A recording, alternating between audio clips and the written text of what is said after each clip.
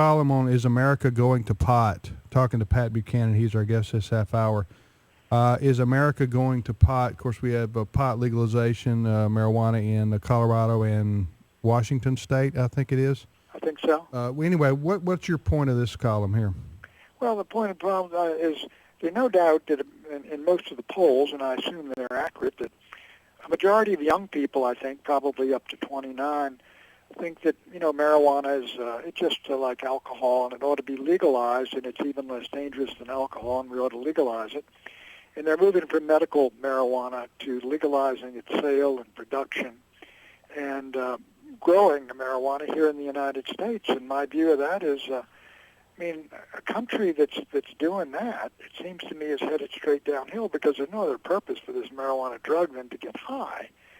And what's going to be a consequence of that in the secular realm? It's going to be, more dropouts, more kids missing classes in college, more automobile accidents from kids high on the highways, more rehab centers, more destroyed lives.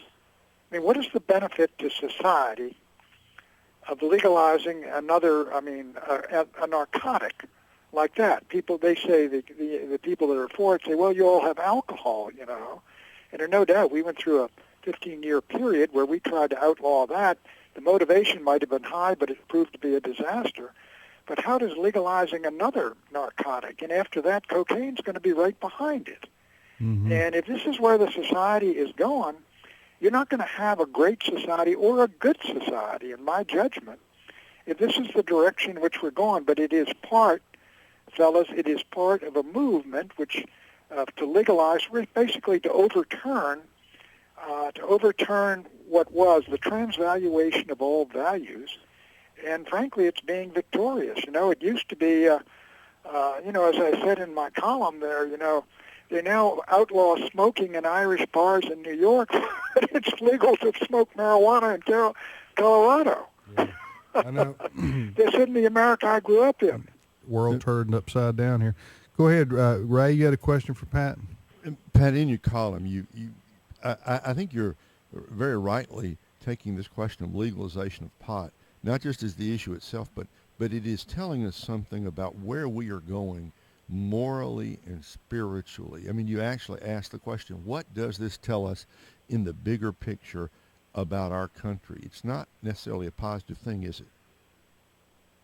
Well, I think, we can see as I said, we can date it to basically the real flowering of this social, cultural, moral revolution. And its objective is basically to overthrow a society whose rules, regulations, norms, and all the rest of it are rooted in a Christian concept of what is right and wrong. And that's the way we built our society, and we're moving further and further away from it. But what happened in the 50s was an effort begun to overthrow it and to basically turn the world upside down.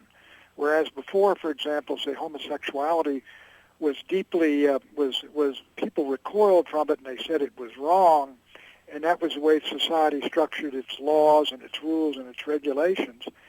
And now, if you refuse to rent a motel room to a couple of homosexuals, now that's against the law. So the laws are being changed. First you change the laws, and then by changing the laws you change beliefs. So that now, for example, probably very few people, young girls or boys or men under 45 years of age can ever remember a time when abortion wasn't normal.